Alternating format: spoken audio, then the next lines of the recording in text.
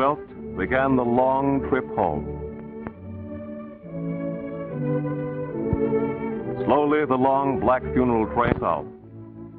Then down Pennsylvania Avenue to the beat of muffled drums, the president was borne for the last time to the executive mansion that for 12 years had been his official home.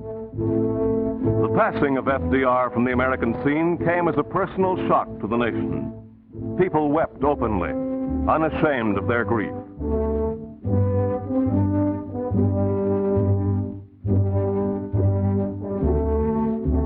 Drawn by 6 white horses, the flag-draped caisson was brought to the main entrance of the White House, carried into the great East Room, where 80 years before, almost to the day, the body of Abraham Lincoln also had laid in state.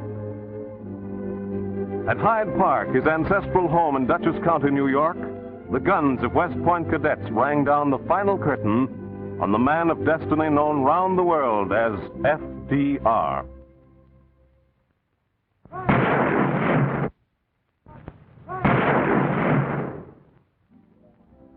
To measure something of his greatness, we turn back the clock to Franklin Roosevelt as a young man making his first political campaign. To the time when, only 28 years of age, he was elected New York State Senator and broke the powerful Republican machine that had ruled Dutchess County for 28 years. Emerging as a national figure, he served President Wilson as Assistant Secretary of Navy. In 1920, as running mate of Ohio's James M. Cox, FDR, at the age of 38, was the youngest vice presidential candidate in history.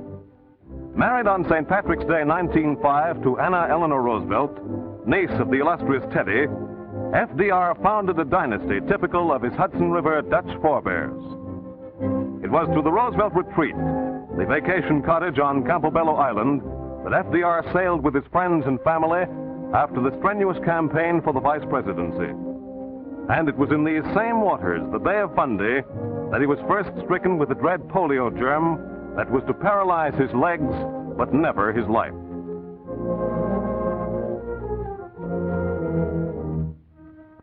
Called in 1928 to the state capitol in Albany, Franklin Roosevelt was elected governor of New York. With Al Smith, his old friend, the happy warrior, at his side, he threw himself into the fight for better government, became the champion of the common man, was widely talked of as next Democratic candidate for the presidency of the United States. And with big, genial James A. Farley swinging the gavel, the die was cast. A country still mired in the morass of depression wanted a new president. Called to Chicago to accept the nomination, Governor Roosevelt flew from Albany with his wife, son Elliot, and son John.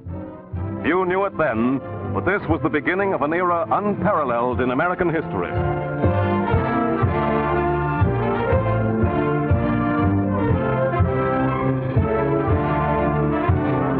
FDR's appearance in Chicago Stadium was the beginning of a series of spectacular personal triumphs. Swept into office by the greatest landslide in history, his first words were fearless, prophetic.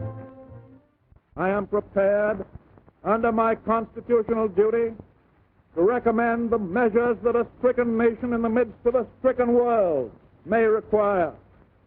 These measures, or such other measures, as the Congress may build out of its experience and wisdom, I shall seek within my constitutional authority to bring to speedy adoption. But in the event that the Congress shall fail to take one of these two courses, in the event that the national emergency is still critical, I shall not evade the clear course of duty that will then confront me. I shall ask the Congress for the one remaining instrument to meet the crisis: broad executive power to wage a war against the emergency as great as the power that would be given to me if we were in fact invaded by a foreign foe.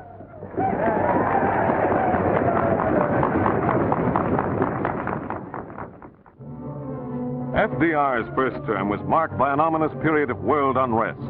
Men of many nations were again taking up arms. our own national defense was at its lowest ebb. America knew flood and famine, drought and the Dust Bowl. FDR brought farm relief and flood control,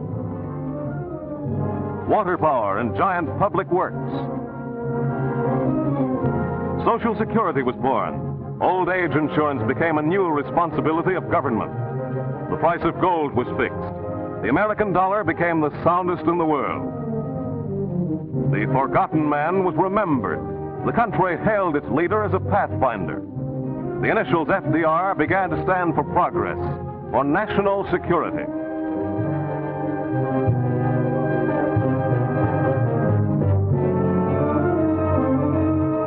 The Fireside Chat became an American institution. With Steve Early, Marvin McIntyre, the White House secretarial staff helped in the preparation of his radio reports to the nation. The president's talks were masterpieces of simplicity and directness. Ladies and gentlemen, the President of the United States. My friends, the American public... And with that now familiar salutation, he brought his messages straight to the firesides of the people. He talked with them in their homes about the vital issues of the day. Roosevelt never gave up hope in his battle against infantile paralysis. In the healing waters of Warm Springs, in the White House pool, swimming was his one relaxation, his only exercise. How he organized the great Warm Springs Foundation for the eventual benefit of the nation's 500,000 polio victims will forever stand as a living monument to his name. And each year on his birthday, all over the land, little children sing his praise. Happy birthday to you. Happy birthday to you. Happy birthday, dear President. Happy birthday to you.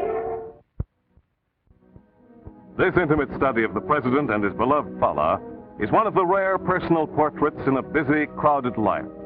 For no man in our time, nor in any time, perhaps, has been called on to make the momentous decisions that have been his.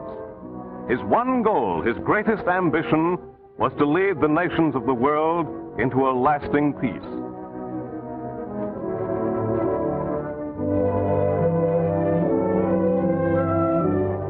Royalty from many nations, the King and Queen of England, have been guests in his home. With the world's most powerful rulers, he commanded supreme respect. With a keen grasp of international affairs, he foresaw by many years the trend of the world's march. In 1936, speaking at Chautauqua, New York, he gave the nation words that have been quoted again and again. I've always thought that peace, like charity, begins at home.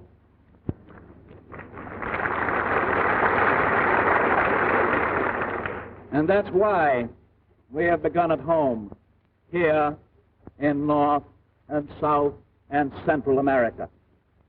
But peace in the Western world is not all we seek.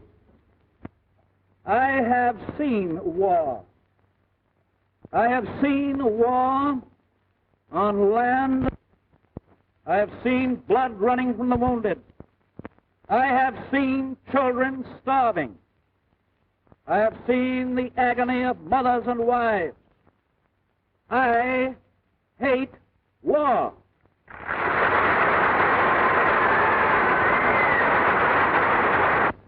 1940 found the nation facing war. Voters took the third-term issue squarely to the polls. Could the magic power of FDR shatter all precedent? The voice of the people was heard. The results are now conclusive. Roosevelt wins. The nation was jubilant. FDR had done it again. And at Hyde Park, Squire Roosevelt and his family received the well wishes of their neighbors.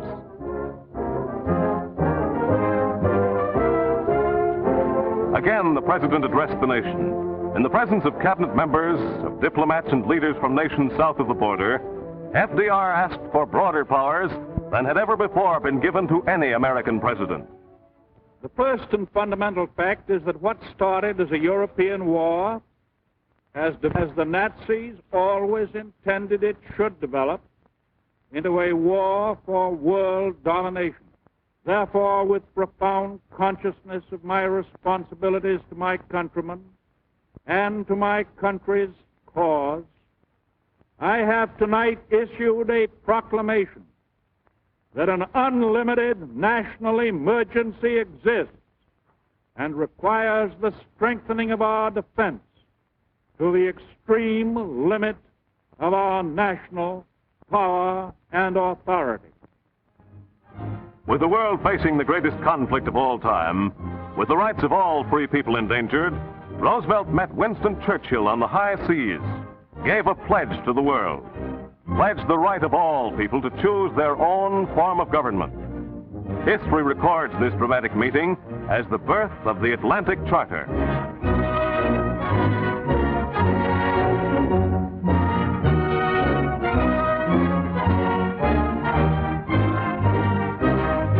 December 7th, 1941, a day of infamy that was burned into the pages of American history.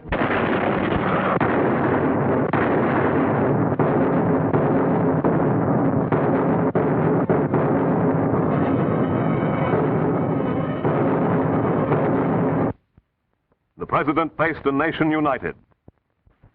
I ask that the Congress declare that since the unprovoked and dastardly attack by Japan on Sunday, December 7th, 1941, a state of war has existed between the United States and the Japanese Empire.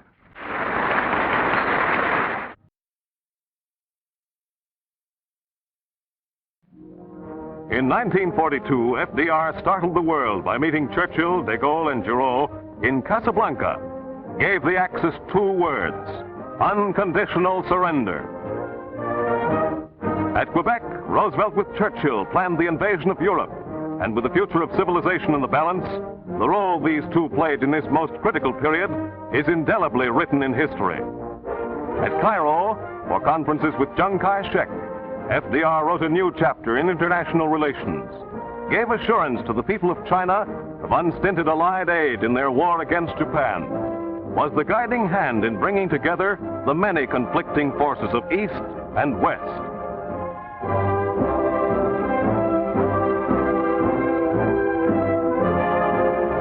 Such was the man who met Stalin for the first time at Tehran, who gave the world its first promise of complete accord between the three great powers.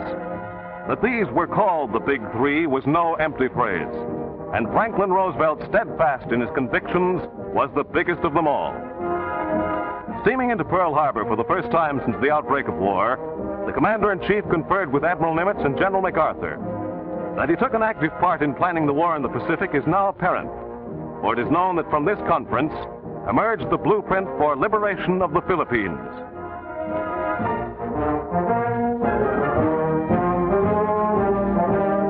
FDR began his fourth term in office firm in his belief that men are capable of their own government, that no king, no tyrant, no dictator can govern them as wisely as they can govern themselves. And upon that note, he placed the world's future on the conference table at Yalta, made plans to bring together the nations and the peoples of the world in a just and lasting peace. History has recorded that first step as the San Francisco Conference. In this, his last report to Congress and the American people, is to be found the text of his life. In the last words of a man grown tired in public service, is a heritage for all men everywhere.